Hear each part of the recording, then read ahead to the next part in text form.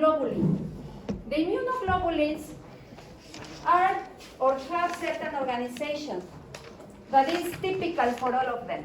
So basically we're observing here a representation of an antibody. You can see that looks like a Y, no? Okay, now this antibody has the function of recognizing specifically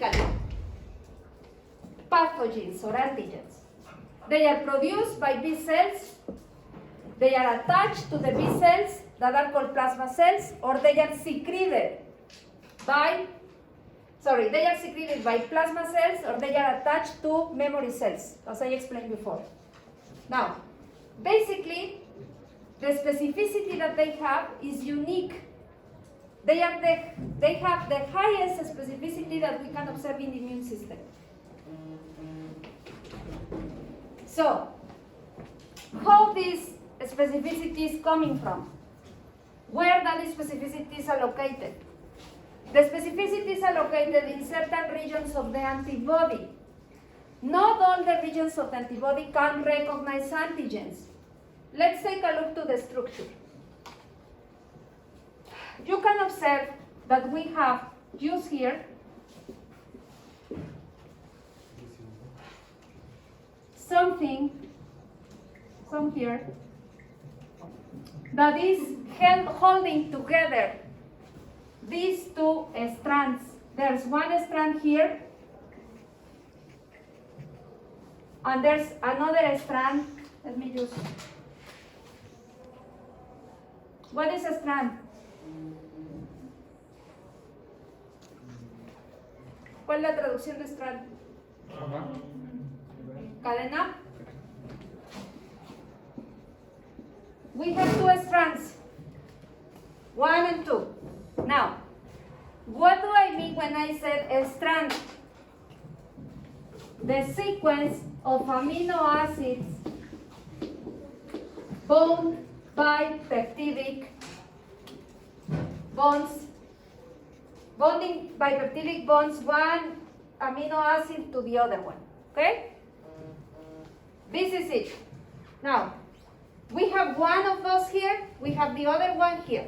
Now, if you observe, those two chains are going to be linked by a hinge that is called, or is mainly, sulfur, a sulfur bond. Enlace por puente de disulfuro, en español. ¿Sale? Okay, now, what is holding together both of them is this sulfur bond. We have half of the chains that are highlighted here. As you might observe, they are the support of that specific structure. From the lane to the upper part, we have those arms that are forming the Y letter. Those arms, both of them, are the ones that are going to recognize the antigen. But not the whole arms, not all of them, not all the regions are going to be recognizing the antigen. There's going to be only the final region that is called variable region. That variable region highlighted here in yellow, I don't know what color is that. Both of them are called variable regions. And inside those variable regions, there are other variable regions that are called hypervariable regions. Those hypervariable regions are the ones that are going to join or bound the antigen. Okay? Now, this is very complex. We have in the lower part, both of these chains are going to be named heavy chains because the molecular weight is higher or bigger than the light chains. Now we have heavy chains over here. This one is a heavy chain. This one is a heavy chain of a constant region. That's why you have a C. C means constant. All this part of the antibody is constant, meaning there's no variation over there. These constant regions are going to be heavy, all of them. the two of them. Now we have those constant regions going in this side, on the right side, and also on the left side. But also we are going to have constant regions with light chains. That's why they have a Cl. So, if I ask you how an antibody is structured by two heavy chains and two light chains. Those heavy chains have constant regions. Those light chains have constant regions and variable regions. So this is the structure in general for antibodies.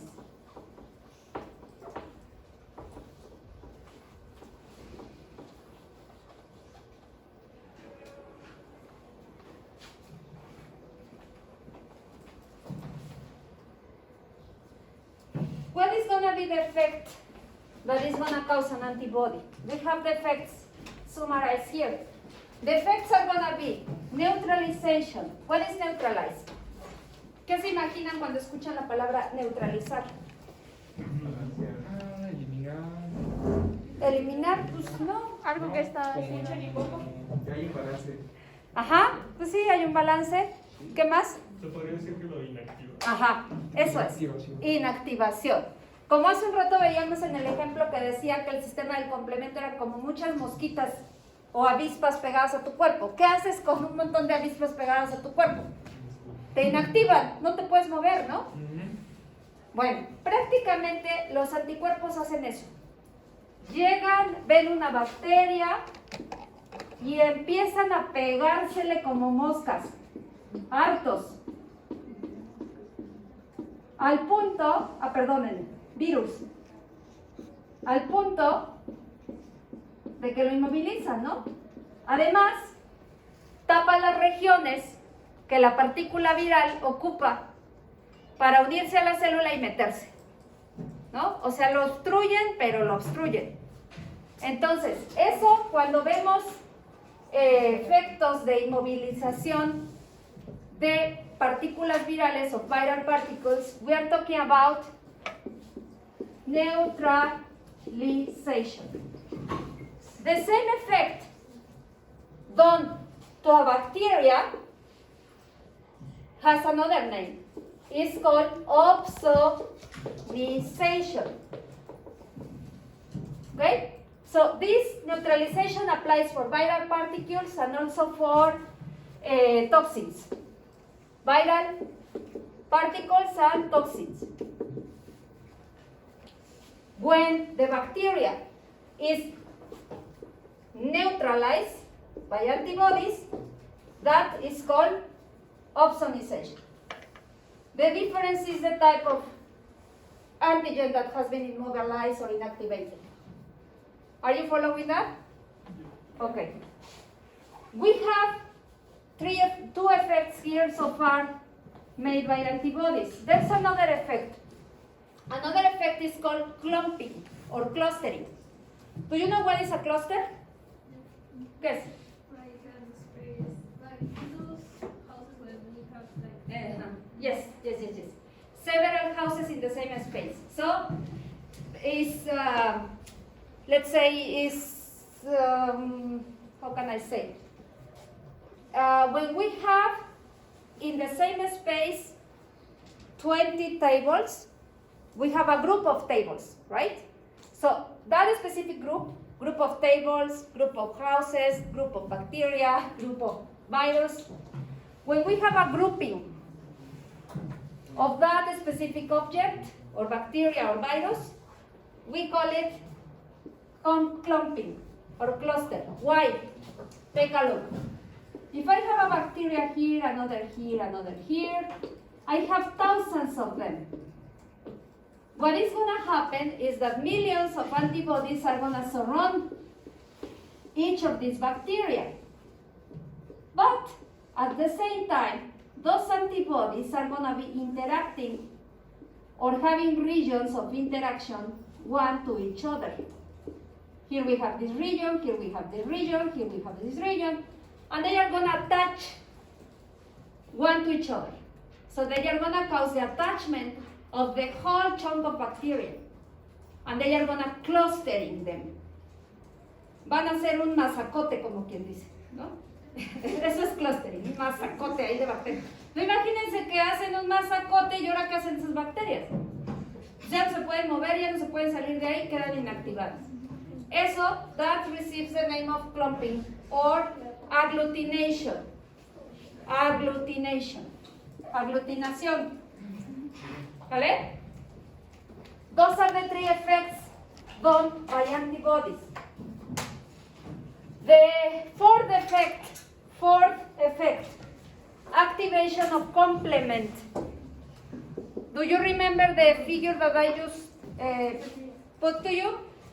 You could see on the upper part antibodies activating the complement. What is the complement? The complement system. The video that you just watched. Okay. I have a figure of the structure of an antibody here. The only that I forgot to mention while I was talking about structure was the first time that antibodies were analyzed, they were cut with enzymes. And those enzymes chunk the antibody in two portions. This portion here, this one, was called FC portion. And the portion in the upper part was called FAB structure or part. So all antibodies are formed by FC and by an FAB subunit. And basically, the FAB is the one that has allocated the hypervariable region. The hypervariable regions are the ones that are different in between antibodies because they are the sites of recognition for antigen. Variable regions are highlighted here in green. Here is the variable region. And inside the variable regions, highlighted in yellow, these tiny portions are the hypervariable regions. Those are the ones containing the specificity. ¿Vale? ¿Preguntas hasta acá con esto del anticuerpo? ¿No? Bueno, lo siento, pero no vamos a tomar descanso, nos vamos a tratar de abarcar lo más que podamos. O lo estudian ustedes como gusten. No. Okay, let's go to this very fast. So we have 5 main types of antibodies. Antibodies are also called immunoglobulins. We have immunoglobulin G, M, A, V, and E. A, G, M, A, V. 5 of them. And 6, E.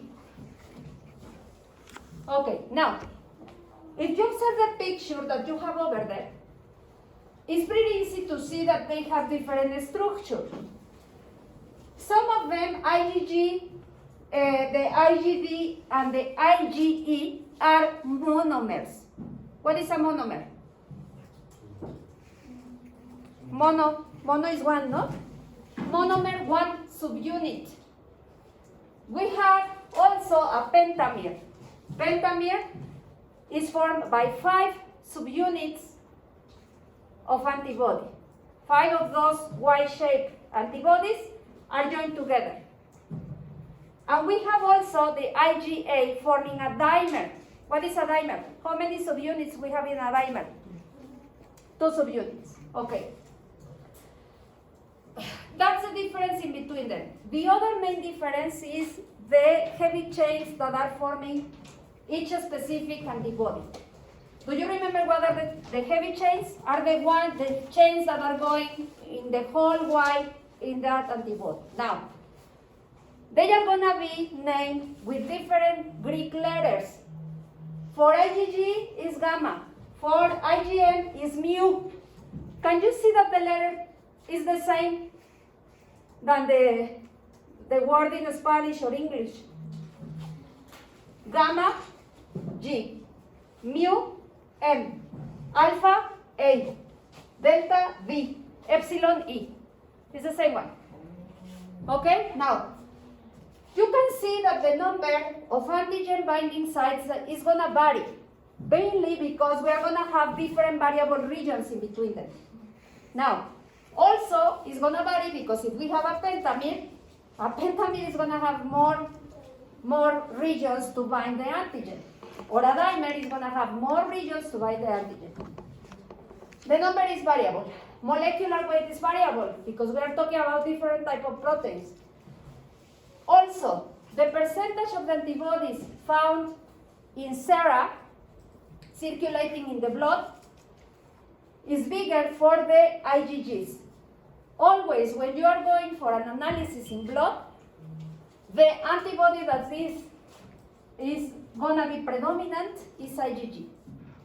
Now, this is followed by IgM, by IgA, and then IgM, and then at the end, IgE and IgD.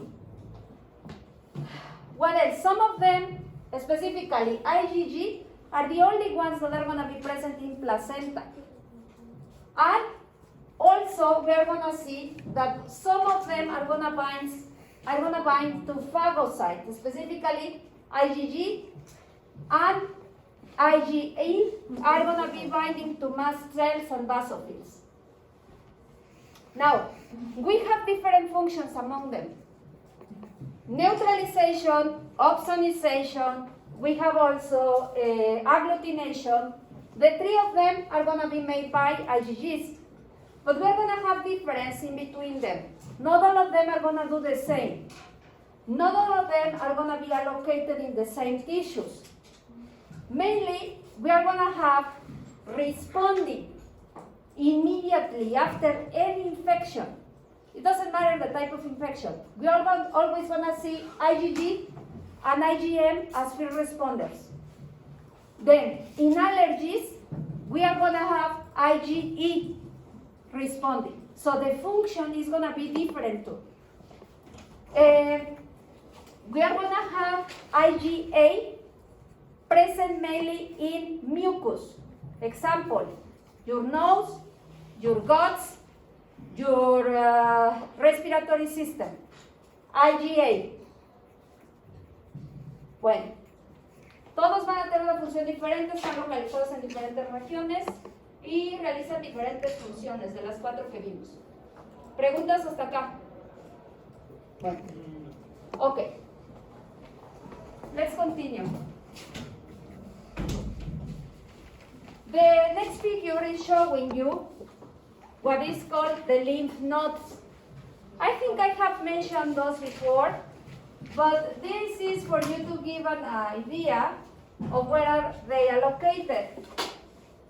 Lymph nodes are regions where lymphocytes B and T proliferate. Now, those regions are distributed all along your body. You can see, for example, here there's a lymph node, here there's 3. It's difficult to see because the resolution of this image is low, but you can see them distributed all along the body. Now, some of those lymph nodes that are part of the lymphatic organs are going to be receiving mainly B lymphocytes. Over there, B lymphocytes are going to start to divide. Divide, with the purpose of making a lot of antibodies. So, we have also other organs belonging to this system. These organs are thymus, here, close to your heart. We have also the spleen, el vaso, okay, close to your small intestine. We have also, what else? Well, could be the lungs. The lungs are part of that, but they are not highlighted here. And we have in your small intestine the Peyer's patch. It's difficult to imagine what are Peyer's patches, and it's good to know. Basically, if you open your small intestine, inside the membrane, let's take a look. This is your small intestine. Then what you do is you open it. And inside this small intestine, all along your small intestine, there's regions where you can see some muscles allocated there. And they are regions where lymphocytes are proliferating and dividing. I just recall I was a student. The first project that I was doing was with immunology. I wanted to be an immunologist while I was studying biology. So I wanted to be an immunologist, and I went to UNAM and I asked to certain groups, hey, can you receive me? I want to do my thesis over there, blah, blah, blah. And they told me, yes, we have a project that is challenging. And I was like, of course, I'm gonna take it. The project consisted in vaccinating pigs and then extracting several organs and reviewing different responses. But because I wasn't veterinary, I wasn't allowed to work with pigs. So this scientist told me, hey, you want to do exactly the same, but you can do a model in mice. And I was like, okay, no problem. But imagine the intestine of a mice, super tiny. Now I have to open the mice, take out the intestine, and look for these tiny things.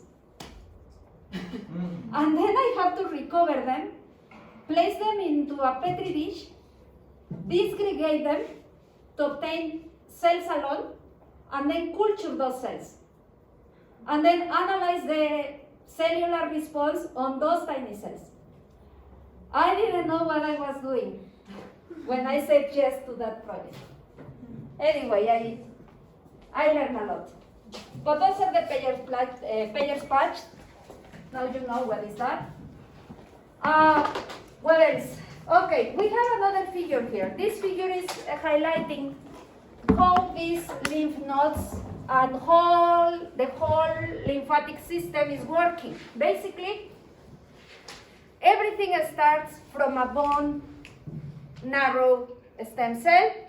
The stem cell is going to differentiate. Do you remember I placed you a figure the day before yesterday where you saw the different precursors? So we are observing here that we have two different precursors. For lymphocyte B, we have a precursor. The precursor leaves the bone marrow, enters into blood, and after circulating all along the body, arrives to the lymph nodes and also to the spleen. In the lymph nodes, in the spleen, is going to be differentiated. What is that? It's going to be capable of synthesizing antibodies until arriving to the lymph nodes, until arriving to the spleen, or before it was exposed to an antigen. Now, if you observe here, we have the T cell that is produced not in the bone marrow. T cells are produced in thymus, and the thymus, from the thymus, are going to be entering into the blood, and they are going to be distributed to the mucosal, and the cutaneous lymphoid tissues. So, the destiny of both of them is different. And because those different regions for proliferation are different, that's why it's important to know this map. Bueno. Okay, so here we go. If thousands of B cells are produced, how they are selected? What are which ones are the ones that are going to be kept by your body? Which are the ones that are going to be discarded? Well, there's a theory. The theory is called clonal selection. And that clonal selection is trying to explain antibody synthesis or antibody formation. Basically, what we're observing here is the stem cell. Remember that a stem cell is a pluripotent cell, non-differentiated. Now, that pluripotent cell is going to give rise to different cells, and those cells are going to maturate and are going to start to produce antibodies. Now, once they are starting to produce antibodies, they are going to be selected. The ones that are going to produce antibodies directed to kill their own cells are going to be died. It's not possible to have cells doing self-recognition of cells as cells that are harmful. That's why you have here self, self, self, meaning that these cells are producing antibodies that are going to recognize your own cells as harmful, so they don't survive. That's the first round of selection. You don't want cells that recognize you as foreign or as harmful. You don't need those. So they are going to death. This is the first one. Second selection. The second selection is gonna be happening until these B lymphocytes are exposed directly to the different antigens. So if there's an antigen present in that moment in your body, because you were infected with a bacteria, a virus, or whatever, a parasite, the antigen is going to be in contact with all those B cells, but only the ones that recognize that antigen are going to send to proliferation, and are the ones that are going to be duplicating over and over and over again, and are the ones that are going to be producing the antibodies needed in that moment by your body. The other ones, not recognizing those antigens, are going to die. So that's the second round of selection. So overall, this is what is stand by this theory. We have a first selection killing all those B cells, recognizing self cells. Second round of selection, only those B cells that are recognizing antigens, and those are the ones that are needed in that moment because are recognizing that specific antigen, are the ones that are going to be kept by your body. The other ones are going to be killed. We don't need them. It will be a lot of energy to maintain them. So that's what is done by this clonal selection theory. Questions? ¿Se entendió o no se entendió nada? Bien.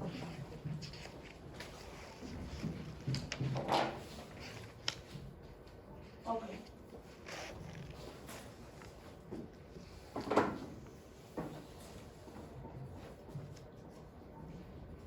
Bueno, this figure is kind of showing a couple of interesting things.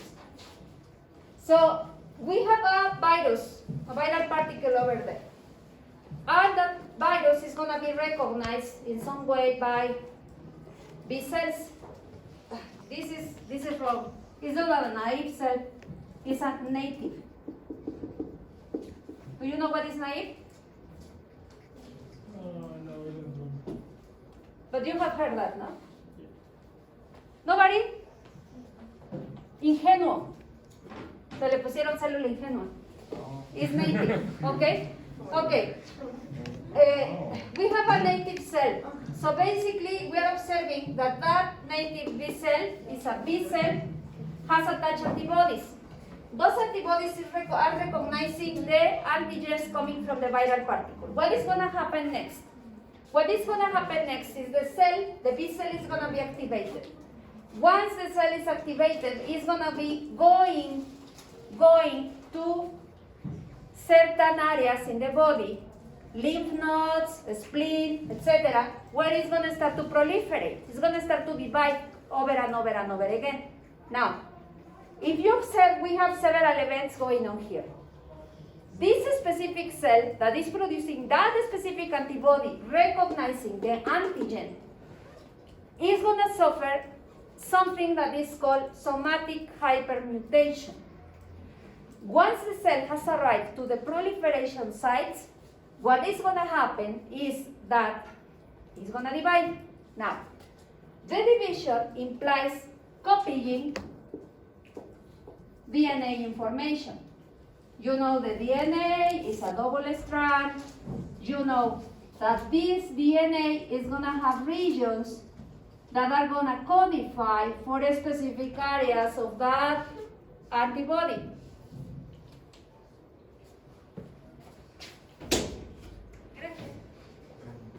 Okay, so basically we have variable regions, we have constant regions, we have variable heavy chains, constant light chains, variable light chains. We have all the specific regions in the DNA codifying for those specific regions in the antibody. Okay? Now, of course, every time a B cell is divided, this information has to be multiplied. Yes or no? Yes. We have DNA replication. Now, in the proliferation areas, in the lymph nodes, what is going to happen is that there's going to be allocated DNA polymerases that are making a lot of mistakes. But those mistakes, the rate of making those mistakes is super high because there's going to be introduced a lot of mutations. What is a mutation? A change in the genetic information. What genetic information? What changes? Exactly, the nucleotides. The nucleotide order or sequence is going to change. What happens if I change the sequence of the nucleotides? The sequence of the protein is going to change. So I'm going to introduce variability to this. So this is a very smart way to create several types of antibodies with several types of specificities. And maybe, perhaps, I could find a clone, or I can produce a clone with very high specificity and better than the original. Because we have thousands of divisions. So at some point, I'm going to have this recognition that happened at the beginning, but improved. So that is called somatic hypermutation and explains why antibodies have high variability and high specificity. We have another term over there, which is clonal expansion. Only that clone that is going to have that specificity is going to go back to the area of the infection, is going to recognize once against the antigen, and is going to be stored as memory cell. Now, we have another mechanism to increase variability in antibodies. That is called class switching. This is in this part. Over there it says class switching. The class switching literally means a change of class in the antibody. How many classes we were talking about before, previously? 5. Yeah, there were 6. I said 5, but there were 6. A, G, E, B, M, and C. C? No, there's no C. No, you wrote two Ah, times A. twice? Okay. Yeah. Yes, then there are 5. A, G, M, E, D, B. There you go. So basically, if I change the class, that means that I'm going to change the whole structure of that antibody, and instead of having an IgG, I'm gonna have an IgM or another type. For that, once again, at the DNA level, there's gonna be switching of different regions, but whole regions, whole chunks of DNA are gonna change. We're not gonna explore the mechanism, it's very complicated, but believe me, that class switching is also gonna increase the variability of those antibodies. Meaning that now we're gonna have antibodies capable of going to give response to other areas of our body. So, that's what we're observing here.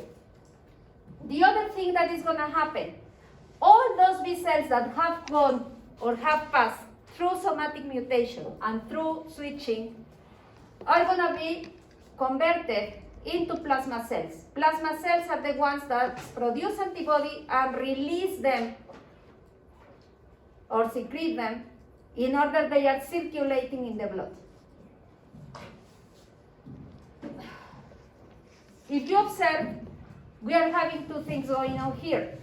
We have the same class of antibody that was produced at the beginning, which is IgM, or if we have a class switching, then we're going to have other type of antibody produced over there. Okay? ¿Preguntas con esta figura? ¿No? Okay. Well, I talked about this when we were reviewing the homework, the final activity for this unit, but I'm going to repeat once again what is this about. Remember, only for antibodies, we are going to have three types of responses: primary, secondary, or memory, or also called adaptive. Now, primary response is going to be triggered after first exposure to that specific antigen, microorganism, virus, whatever. First exposure. Secondary response, the exposure is going to be happening not for the first time, and the distance in between exposures is going to be short. I'm talking about weeks, I'm talking about months. Memory is going to be generated when I was exposed for the first time to a microorganism or any pathogen, and then 1 year later, the window of time is years. 1 year later, I'm going to have stored information that implies having memory cells. So we can observe exactly the same here in this graph. The first exposure is going to provoke a primary response or initial response. If I'm exposed once again to the pathogen in a window of weeks or months, I'm going to have a secondary response.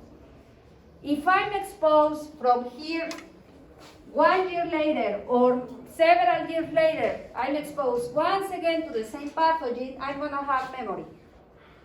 That's what is illustrated over here. Okay? Questions? ¿Preguntas con esto de la respuesta primaria, secundaria o de memoria? ¿No?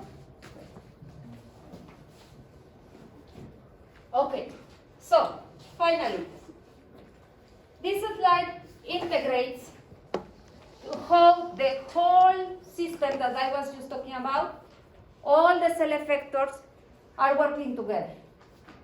If you see, we need to integrate all the individual cells, but now they are interconnected, and now they are responding, and they are activating at the same time another cells. So that is very complex, and it's different depending on the type of infection. There's not going to be the same response in an allergy than in a cut, than in an infection for a parasite, or than an infection by a virus. This flow of information is going to change. But that's advanced immunology, don't worry. So, I'm not gonna ask you to integrate this information. We are just gonna watch this video, we have time. And the only part that is not gonna be coming in your evaluation is the monoclonal and polyclonal antibodies. We're gonna talk about on the next week, but it's not gonna be in your evaluation. It's only 2 or 3 slides. I don't recall very well.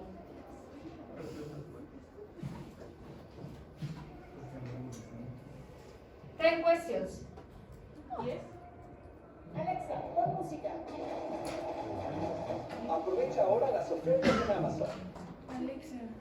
There you go. The human immune system is the most complex biological system we know after the human brain, and yet most of us never learn how it works, or what it is. Your immune system consists of hundreds of tiny and 2 large organs. It has its own transport network spread throughout your body. Every day, it makes hundreds of billions of fresh cells organized like an army, with soldiers, captains, intelligence officers, heavy weapons, and crazy suicide bombers. It's not some sort of abstract entity. Your immune system is you. Your biology protecting you from the billions of microorganisms that want to consume you, and from your own perverted cells that turn into cancer. It's so manifold that it's impossible to cover in one video, so we'll make a series looking at different aspects of it. Today, what happens when your body is invaded and your first lines of defenses are engaged in a fight for life and death?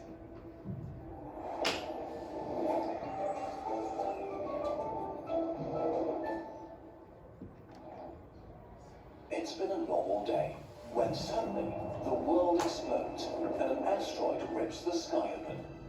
Countless alien life forms invade, ready to destroy cities and infrastructure and eat civilians.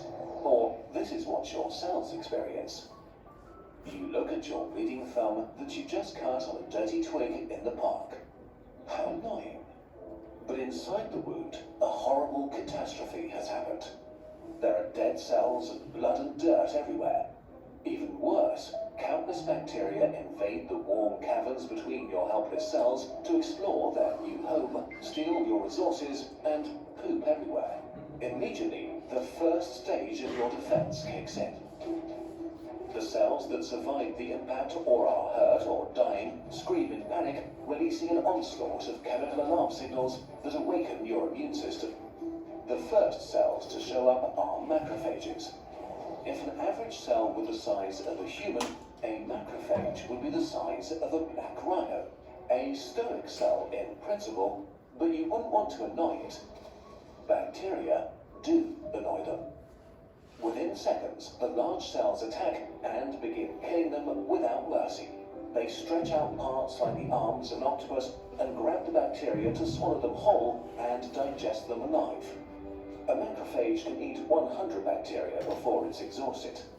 But there are too many enemies, so the macrophages call for reinforcements. In your blood, hundreds of thousands of neutrophils pick up their signals and move to the battlefield. Neutrophils are intense suicide warriors that only live to kill. They're so enthusiastic about killing that they kill themselves a few days after birth, so they don't have time to accidentally destroy your body from the inside. As soon as neutrophils arrive, they begin vomiting deadly chemicals at bacteria or devour them. They are so careless in their attacks that they are causing real damage to your own cells, but collateral damage is not their concern now, or ever. Some neutrophils go so far to push their suicide button and explode, casting wide and toxic nets made from their own DNA, filled with deadly chemicals that trap and kill bacteria. Sometimes they can continue fighting after that, even though they're sort of dead already. This is how much fun they have killing. While the battle rages, your blood vessels let fluid stream into the battlefield like a dam. Ahí está la inflamación. Empieza a filtrarse líquido, se empieza a inflamar. Esto es inflamación. Después de que ya empezaron a actuar los macrófagos, los neutrófilos, esto es la inflamación. Entonces, so far, los mecanismos que estamos viendo ahorita pertenecen a qué sistema inmune. Correcto, innato. Opening up towards a valley. You notice this as inflammation. Your thumb swells up a little and gets red and warm. The fluid brings a silent killer into the battle zone, millions of complement proteins. A sort of automated liquid weapon that stuns and kills bacteria by ripping holes into them. We made a whole video explaining them in detail. Ya lo vieron. We're reaching a crossroad now. If things go well, your first line of defense kills the invaders quickly. But sometimes the enemies are too strong and would overwhelm your defenses eventually, which means certain death for you, the human. This is the hour of the dendritic cell, your immune system's intelligence officer. While your soldiers were bashing in heads, it was collecting samples by ripping bacteria into tiny parts and covering itself in it. Like a soldier decorating itself in the guts of a dead enemy. The cell leaves the battlefield and enters the superhighway of your immune system that connects all your tissues with your immune. Ahí están los nódulos linfáticos. Si ven todos esos puntitos amarillos son los centros de proliferación o nódulos linfáticos. Y están conectados, por eso es un sistema linfático. Y entonces vieron que era una célula dendrítica, empieza a migrar. ¿A dónde va? Va a ir a alguno de esos nódulos linfáticos, el que le quede más cerca, para activar a linfocitos T. In headquarters, your lymph nodes. The dendritic cell coming from the battlefield is looking for a helper T cell, which is a sort of all-purpose commander cell within your immune army. But not any helper T cell, one that happens to have just the right weapon for the bacteria that infected your wound. So it goes around and rubs itself, still covered in bacteria parts, against every helper T cell it meets. Most T cells are a bit disgusted and not interested, but after a few hours, something clicks. A helper T cell recognizes the bacteria parts. This cell is the weapon that's needed right now. The dendritic cell is overjoyed and activates the helper T cell. Okay, wait. How come your immune system has a cell that has a weapon against the specific bacteria that infected you? Well, your immune system has a perfect weapon against every possible disease in the universe. Against the Black Death, the coronavirus, or an infection that will emerge in 100 years on Mars. We'll talk about this a bit more in the next video because it's very complex. So for now, just know that you have billions of unique helper T cells that each have weapons against every possible enemy. After the right T cell is activated, your second line of defense awaits and rises like a teenager that needs to get up on a school day, very slowly. Your heavy weapons are incredibly effective, but they're not fast. The activated helper T cell begins to clone itself over and over again. One becomes two, two become four, until there are thousands of them. Now they split into two groups. The first group quickly moves to help out your soldiers. At the battlefield, things are getting out of hand. A tired macrophage is ready to give up. After fighting for days, it just wants to go to sleep, like many of its buddies have done already. But now the helper T cells arrive.